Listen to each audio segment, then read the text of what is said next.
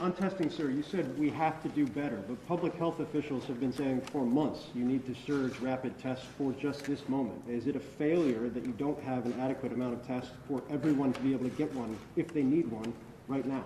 No, it's not, because COVID is spreading so rapidly. If you notice, it just happened almost overnight, just in the last month. What's your message? Mr. President. So, no, it's not a failure.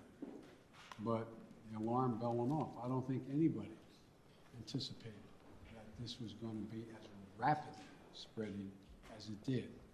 And so the question is, we had a lot of people who have access to tests, who could order them, could have their insurance pay for them, et cetera. But all of a sudden, it was like everybody rushed to the counter. It was a big, big rush.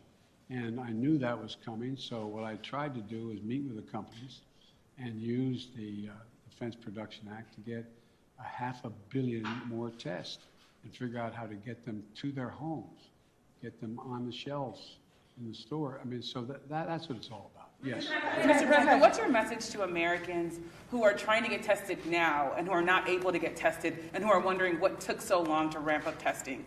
Come on, what took so long? That's what I'm hearing that from people who are trying to get tested now before the holidays. Well, what took so long, it didn't take long at all. What happened was the Omicron virus spread even more rapidly than anybody thought. If I had told you 4 weeks ago that this would spread by a day-to-day basis, it would spread by 50, 100%, 200%, 500%. I think you would have looked at me and said, Biden, what are you drinking? But that's what it did. Now, we don't know what's going to happen from here. It looks there's some evidence that in South Africa, where a lot of this started, that it's dropping off quickly, too. We don't know. But I do know that we're not going to be in a position, like I said, when we were having a problem with masks and gowns and the like. I said, I promise you. Remember the criticism? I got questions from some of you. Why are you still paying for all these masks and gowns? Why are you stockpiling this? Because we don't know. Turns out we're going to need it. In the back, and then... Does it work, sir? And will you reverse the travel ban now that Omicron is so prevalent here in the U.S.? I'm considering reversing. I'm going to talk with my team in the next couple of days. Look, remember why I said we put the travel ban on, is to see how much time we had before it hit here so we could begin to decide what we needed by looking at what's happening in other countries. But we're past that now. And so it's something that is being raised with me by the docs, and I'll have an answer for that soon. President, you talk often about the importance of keeping your word of trust. Do you believe Senator Manchin kept his word to you, and how do you rebuild trust with progressives in your party to advance your legislation now? You know, I told you before, you've heard me say this before, some people think maybe I'm not Irish because I don't hold a grudge. Look, I want to get things done. I still think there's a possibility of getting Build Back Better done. And what I don't want to do is get into, and Joe went on TV today, and I don't know whether it's TV or not, I'm told he was speaking to the Liberal caucus in the House and said, Joe Biden didn't mislead you, I misled you. And so look, I'm not looking for, let me say something. You saw what happened yesterday. All the talk about how my Build Back Better plan was going to increase inflation, going to cause these debts and all the like. What happened? Goldman Sachs and others said, if we don't pass Build Back Better, we're in trouble because it's going to grow the economy. Without it, we're not going to grow. And what happened? Stock prices went way down. It took a real dip. If you take a look, everybody thinks because I quoted 17 Nobel laureates saying this is going to help inflation. Think about it in terms of you're a hard-working person and you're making 60 grand if you're alone, or if your mom are just on her own, or if you're making 80 grand, mom and dad 90 grand like a lot of people do, and you're worried about inflation, you should be worried about it because it's a devastating thing for people who are working class and middle class folks. It really hurts. Where is most of the cost now?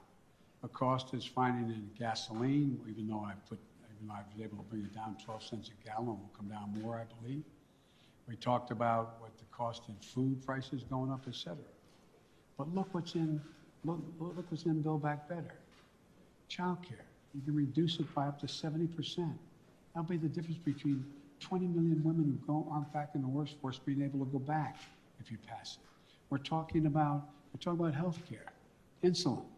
In a situation, we got 200,000 kids with type 1 diabetes.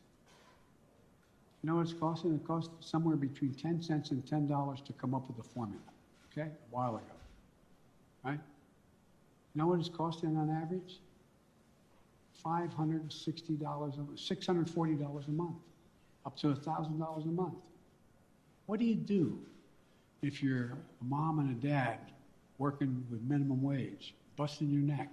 You look at your kid, and you know if you don't get that vaccine for him, if you don't get that drug for him, if you don't get be able to take that, what happens? They're likely to go in a coma, maybe die. Not only do you put the kid's life at stake, you strip away all the dignity of a parent looking at their child. I'm not joking about this. Imagine being a parent, looking at a child, and you can't afford. You have no house to borrow against. You have no savings. It's wrong. But all the things in that bill are going to reduce prices and cost for middle class and working class people. It's going to reduce their costs. What's inflation? Having to pay more than the money you have because things have gone up. Well, bring down all those costs across the board, from child care to a child care tax credit. But I'm not supposed to be having this press conference.